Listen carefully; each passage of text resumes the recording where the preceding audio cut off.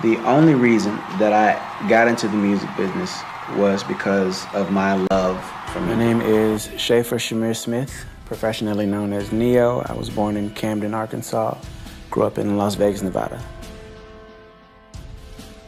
I did the majority of my growing up in Las Vegas. I was born in Camden, Arkansas. I was there till roughly till about nine years old.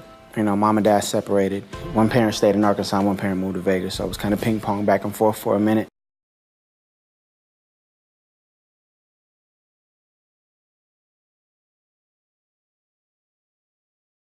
You know, growing up in a house with that many women, I was there for every new boyfriend, ex-boyfriend, new husband, ex-husband. Girl, I love him. I love everything about him. Girl, let's go slash his tires. I was there for all of that.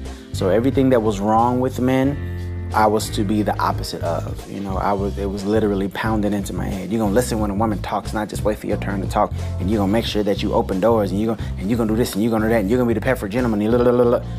That was my upbringing. So that's how I learned what a man was supposed to be, through the fault of all these other men that were in and out. The stereo in my house never turned off. From morning to night, it never turned off. So you know, that's where my love for music and my diverse, you know, love for different kinds of music came from my mom.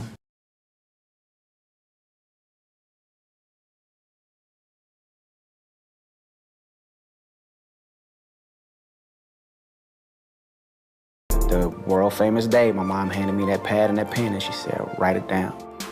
And I was like, write what down? She's like, I don't care, just write it down.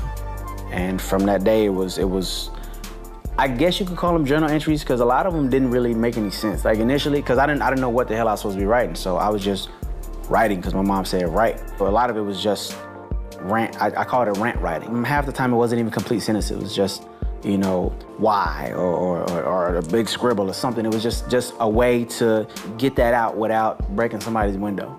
I started realizing that it was therapeutic. You know, without me knowing that it was a form of therapy. It was, because I would notice that after I was done, you know, scribbling or whatever it is that I was doing, I could breathe again. You know what I mean?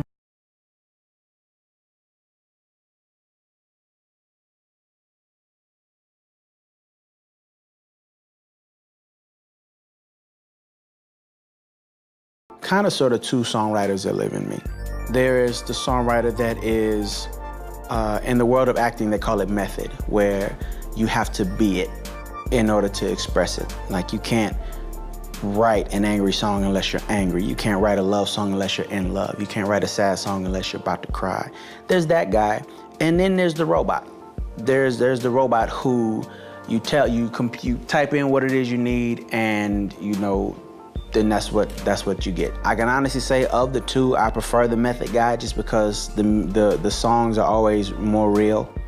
The songs are normally better.